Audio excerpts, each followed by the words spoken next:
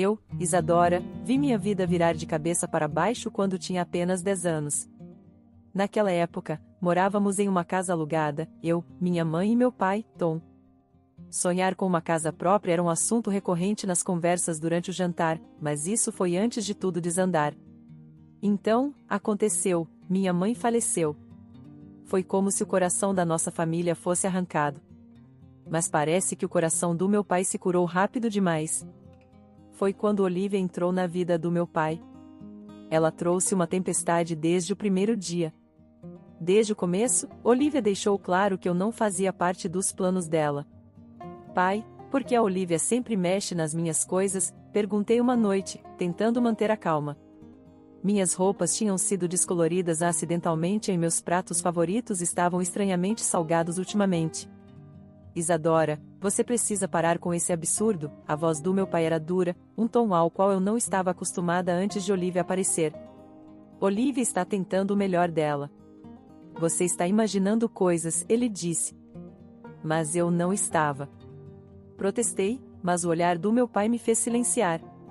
Era sempre assim, minhas palavras contra as dela, e as dela eram as únicas que ele parecia ouvir.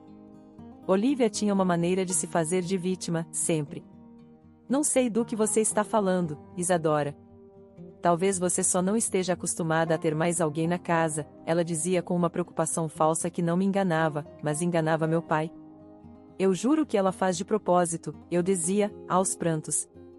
Mas meu pai não queria ouvir. Chega, Isadora. Não quero ouvir mais nada contra Olivia. Você entendeu? Você que está causando problemas aqui.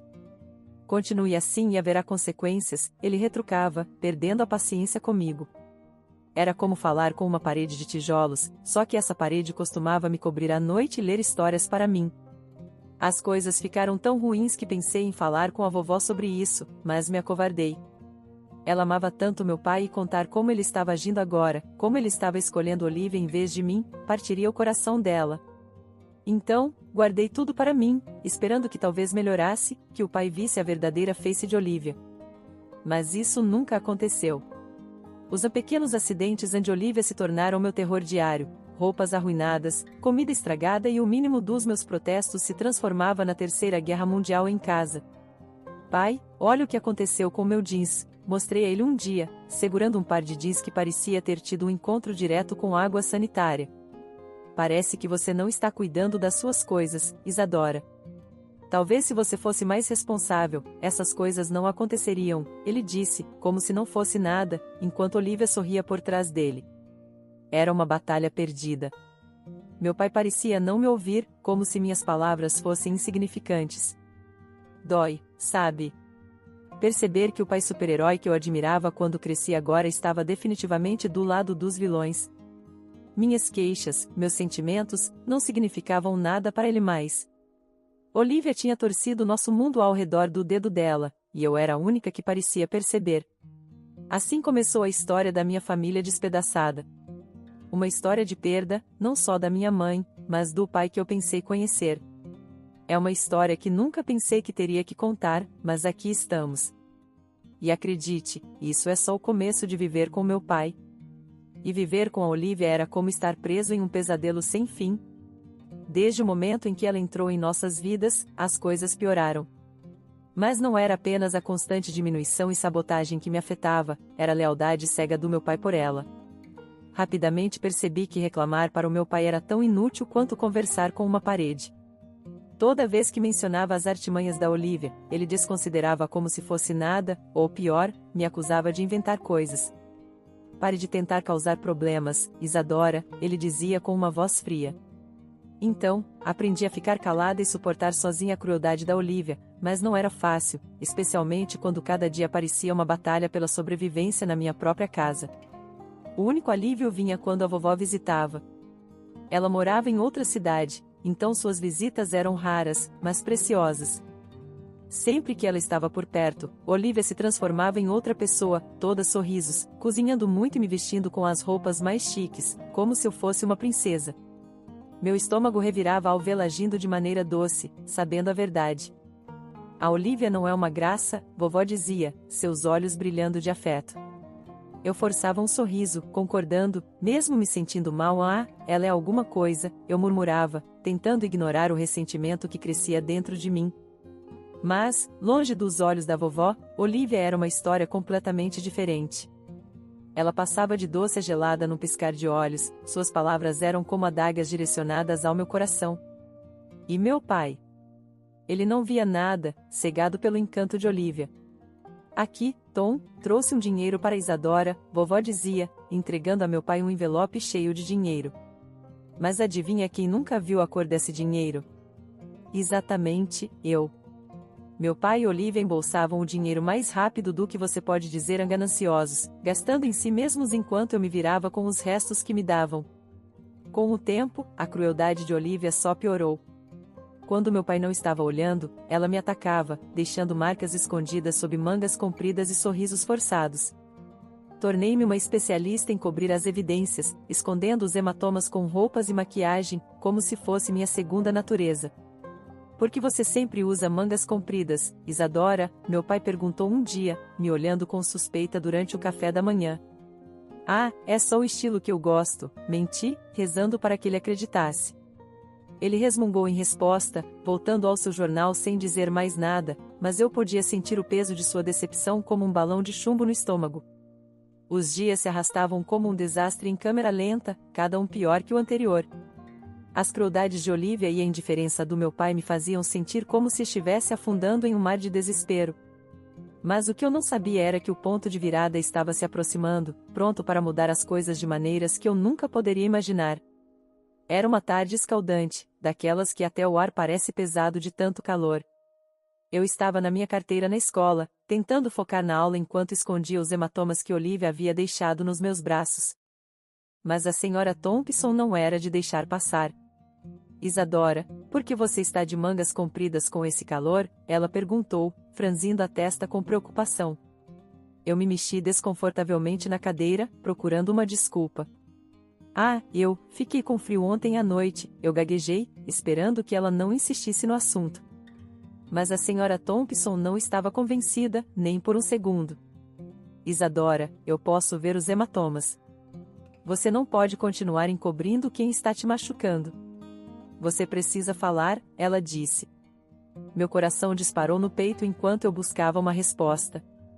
Antes que eu pudesse dizer qualquer coisa, a senhora Thompson já estava ao telefone, discando o número do meu pai com um olhar determinado. A tensão na sala era palpável enquanto ela explicava a situação para o meu pai, sua voz firme e inabalável. Eu prendi a respiração, esperando pela reação dele. E então, como um furacão, meu pai invadiu a escola, seu rosto torcido de raiva. O que diabos está acontecendo, Isadora? Ele exigiu, sua voz ecoando pelo corredor. Tentei explicar, fazer com que ele visse a verdade, mas ele não quis ouvir. Em vez disso, ele me pegou bruscamente pelo braço e me arrastou para fora da escola, seu aperto como um torno. Voltamos para casa em silêncio, a tensão era tão densa que dava para cortar com uma faca. Quando finalmente chegamos, Olivia estava nos esperando, sua expressão uma mistura de curiosidade e desprezo. Bem, o que temos aqui? Ela zombou, seus olhos passando por mim com desdém. Meu pai não perdeu tempo, lançou-se em uma diatribe, me acusando de envergonhá-lo e inventar mentiras sobre nossa família. Tentei me defender, fazer com que ele entendesse, mas era como falar com uma parede de tijolos. Você é uma vergonha, Isadora, ele cuspiu, suas palavras como um tapa na cara.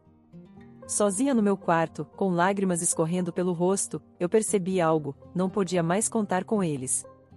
Eu tinha que me defender, encontrar a força para me libertar do seu controle tóxico.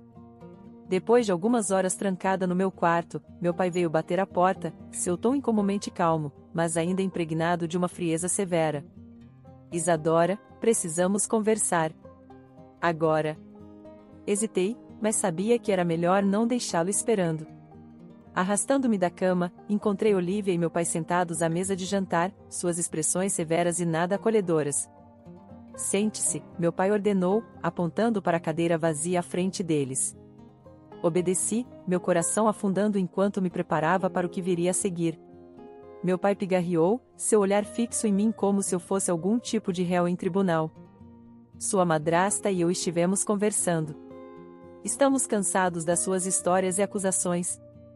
Isso tem que parar, Isadora, Olivia interveio, sua voz transbordando de uma falsa preocupação. Só queremos o melhor para você, querida, mas espalhar mentiras e tentar despedaçar esta família não é o caminho, a voz do meu pai endureceu. Se você continuar com isso, contando essas histórias absurdas sobre a Olivia, só há um caminho a seguir. Não teremos outra escolha a não ser te mandar para um orfanato. A palavra me atingiu como um soco. Orfanato? Eles estavam falando sério? Minha própria família me mandando embora por ser um problema? Pense no seu comportamento, Isadora. Este é seu último aviso, meu pai adicionou antes de me dispensar com um aceno de mão. Abalada e derrotada, recuei para o meu quarto, as palavras deles ecoando na minha mente. A ameaça de ser enviada para longe era aterrorizante, mas também acendeu algo em mim, uma determinação de não deixá-los me quebrar. O eco do meu coração batendo era o único som preenchendo meus ouvidos enquanto eu discava o número da vovó. O telefone parecia escorregadio em minhas palmas suadas, um farol no meio da tempestade que havia se tornado minha vida. Quando ela atendeu, sua voz era como um farol na escuridão. Vovó, sou eu, Isadora, gaguejei, tentando manter minha voz firme. Eu preciso da sua ajuda. O que houve, querida? Sua voz estava carregada de preocupação, cortando o medo que me envolvia.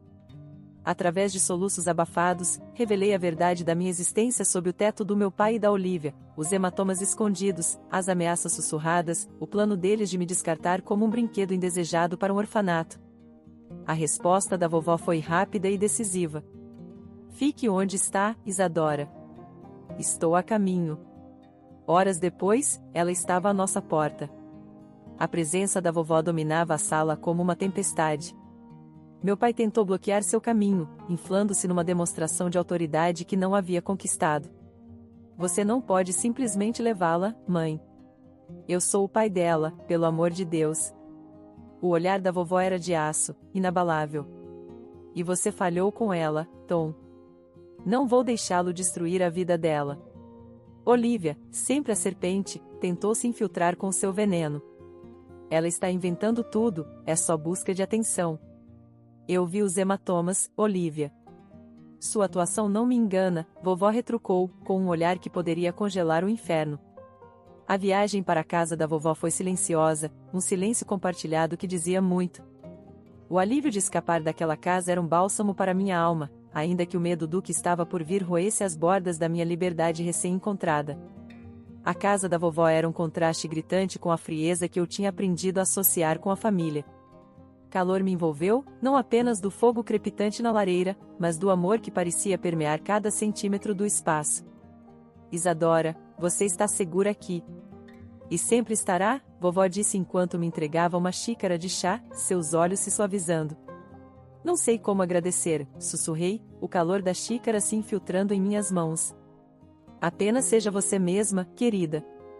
Isso é tudo o que eu sempre quis para você. Os dias se transformaram em semanas, e a casa da vovó se tornou um santuário. Ela se tornou minha mentora, ensinando-me habilidades de vida que iam além da simples sobrevivência, eram sobre prosperar. Exploramos o mundo juntas, visitando lugares dos quais eu só havia sonhado. Cada viagem era uma aventura, uma chance de ver o mundo com olhos não nublados pela dor. No meu 16º aniversário, vovó me entregou um pacote lindamente embrulhado. Dentro havia uma câmera profissional, elegante e poderosa. Seus olhos veem o mundo de uma maneira única, Isadora.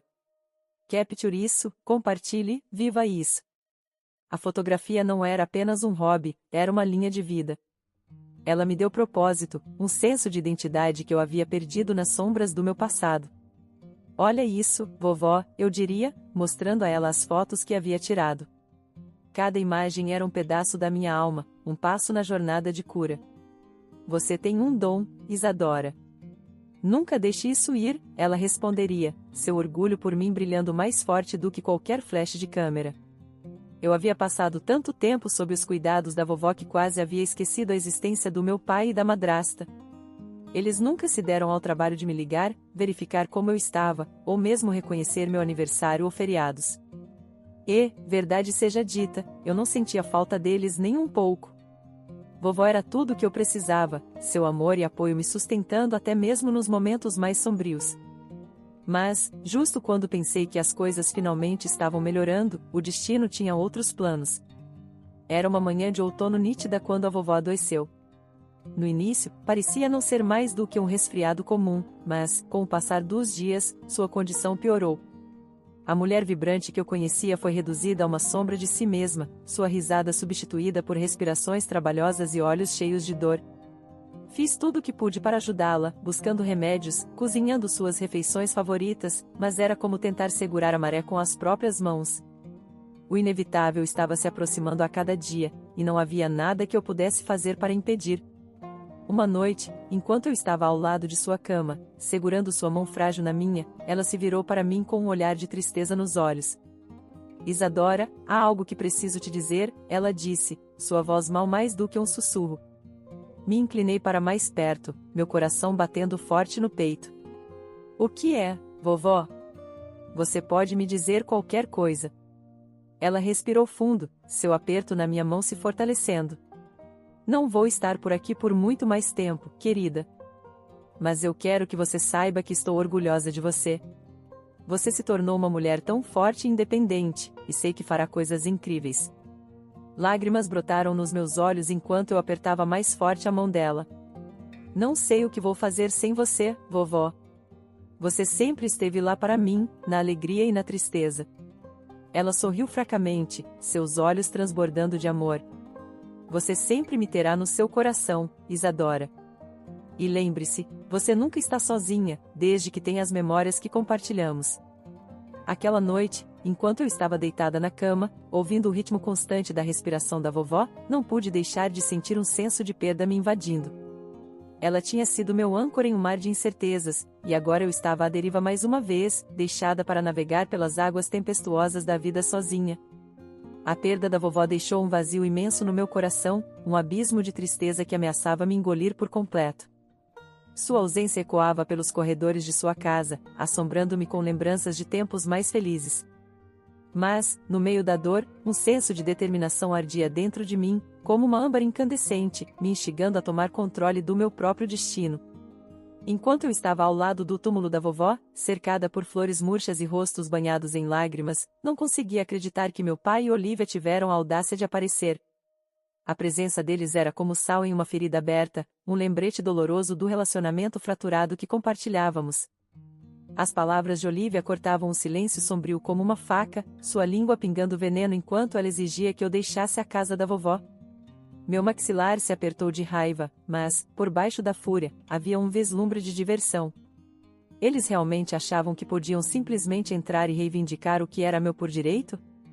Uma risada amarga escapou dos meus lábios, atraindo olhares confusos de meu pai e Olivia. Vocês dois realmente são algo, eu disse, minha voz carregada de sarcasmo. Acham que podem simplesmente me expulsar da casa da vovó e pegar tudo para si? Os olhos do meu pai se estreitaram, suas mãos se fechando em punhos ao seu lado. Não é assim, Isadora. Só queremos o que é melhor para você. O que é melhor para mim? Eu zombei, incrédula. Você quer dizer, o que é melhor para vocês? O rosto de Olivia se contorceu de indignação, mas antes que ela pudesse retrucar, eu entreguei o golpe final. Sabe o que é engraçado? A vovó viu através de vocês dois.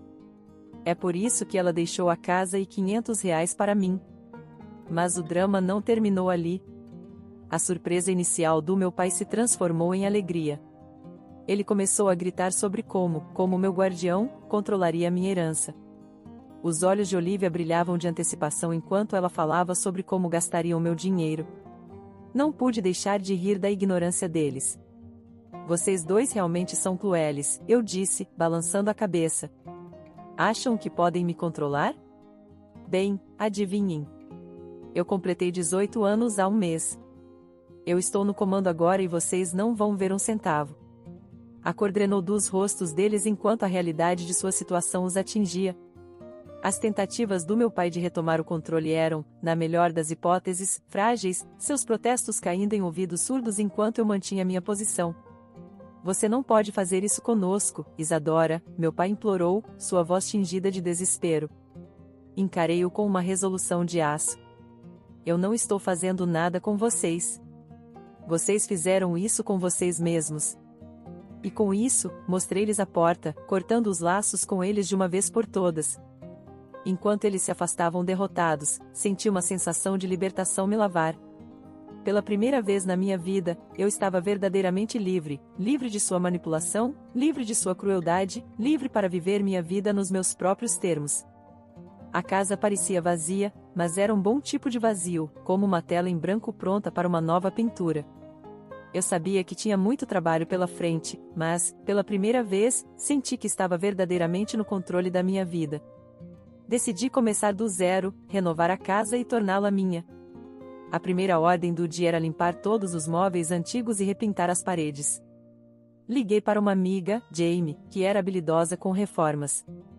Ei, Jamie, você está ocupada este fim de semana? Perguntei quando ela atendeu o telefone. Depende, o que está acontecendo? Jamie respondeu, seu interesse despertado. Estou reformando a casa, preciso de ajuda para pintar e mover coisas. Além disso, poderia realmente usar a companhia, eu disse, esperando que ela dissesse sim. Você me convenceu em reformando a casa. Estou precisando escapar do meu próprio caos aqui, Jamie disse, rindo. Jamie veio no dia seguinte, armada com pincéis, rolos de pintura e uma playlist que poderia nos manter motivadas por horas. Começamos na sala de estar, decidindo por uma cor alegre e vibrante para substituir o bege monótono que estava lá há anos. Enquanto pintávamos, Jamie se virou para mim com um brilho travesso no olhar. Então, esta casa é toda sua agora, hein? Está planejando alguma festa selvagem? Eu ri, mergulhando meu rolo de volta na tinta. Festas selvagens com meus 2 amigos? Por favor, estaríamos dormindo às 10. Fale por você, eu sou um animal de festas, Jamie protestou, jogando um pouco de tinta em minha direção. O dia se transformou em noite, antes que percebêssemos, o cômodo havia se transformado. A nova cor tornou o espaço acolhedor e convidativo, um reflexo do novo começo que eu desejava. As semanas seguintes foram um borrão de atividade. Consertei a cozinha, atualizei o banheiro e até comecei um pequeno jardim no quintal. A casa começou a se sentir como um lar, um lugar onde eu poderia curar e crescer. Uma noite, enquanto eu estava na recém-instalada varanda admirando o pôr do sol, meu vizinho, Sr. Henderson, chamou do outro lado da cerca. O lugar está ficando bonito, Isadora. Você tem trabalhado duro. Obrigada, Sr. Henderson. Tem sido muito trabalho, mas vale a pena, respondi, grata pelo reconhecimento. Precisa de ajuda com aquele jardim? Tenho algumas mudas de tomate que precisam de um lar, ele ofereceu, sua voz amigável e calorosa. Eu adoraria, obrigada, eu disse, tocada por sua gentileza. Sentir-se parte de uma comunidade, conectar-se com pessoas que realmente se importavam, era bom. Conforme os dias passavam, eu me dedicava a transformar a casa em meu santuário. Pendurei fotos das minhas aventuras com a vovó, enchi as estantes com meus romances favoritos e transformei um dos quartos extras em um estúdio de fotografia. Minha paixão pela fotografia, despertada pela câmera que a vovó me deu, havia se transformado em um hobby sério. Uma tarde, enquanto vasculhava algumas caixas antigas no sótão, tropecei em uma coleção de diários da vovó. Curiosa, abri um e comecei a ler. Suas palavras eram uma janela para sua alma, cheias de sabedoria, amor e um toque de irreverência. Percebi então que, mesmo na sua ausência, a vovó ainda estava me guiando, ainda fazia parte da minha jornada. Já se passou uma década desde que virei a página de um capítulo bastante turbulento da minha vida. Aos 28 anos, as coisas estão olhando para cima. Estou me dando bem como advogada em uma daquelas firmas de alto nível, circulando em um carro tão elegante quanto se pode imaginar, cercada por um esquadrão de amigos que são mais como família. E sim, tem esse cara com quem estou saindo. Viver na antiga casa da vovó tem sido nada menos que uma bênção. Então, do nada, meu pai liga. Não tinha ouvido um pio dele em 10 anos e, de repente, aqui está ele, aparecendo como uma moeda ruim. Ei, Isadora, sou eu, ele começa, sua voz toda trêmula. Eu preciso da sua ajuda. Eu e a Olivia estamos atolados em dívidas até o pescoço. Não pediria se não fosse sério. Preciso de dinheiro, querida. Não pude evitar de rir, o som amargo até para os meus próprios ouvidos. Meu pai, você diz? Engraçado, não me lembro de ter um pai, especialmente não um que abandone sua filha e depois apareça uma década depois estendendo a mão. Ele tenta interromper, mas eu não dou espaço. Não, você escuta. Lembra como você e sua esposa me trataram, me expulsaram como se eu fosse nada quando a vovó faleceu? Vocês fizeram a cama, agora deitem nela. Há um tom de desespero em sua voz agora. Por favor, estou implorando, não temos para onde ir. Isso mexeu comigo, não vou mentir. Por um segundo, quase senti pena dele. Quase. Mas então me lembrei de todas as noites que passei naquela casa me sentindo uma estranha, a memória de seus rostos quando descobriram que a vovó havia deixado tudo para mim, nem um pingo de preocupação comigo, apenas ganância. Então, deixei claro para ele, direto e reto. Não é meu circo, não são meus macacos. Você nunca esteve lá quando eu precisei de você. Agora quer minha ajuda? Esqueça. Não vou te dar um centavo. E com isso, desliguei, o final do clique ecoando pelo quarto silencioso. Foi duro, talvez, mas tão duras foram as lições que aprendi crescendo. A vida me ensinou que você não pode esperar colher onde não semeou. Então, me levantei, saí para encontrar meu namorado e amigos para jantar e não olhei para trás. A vida é curta demais para arrependimentos, especialmente sobre pessoas que só lembram que você existe quando precisam de algo.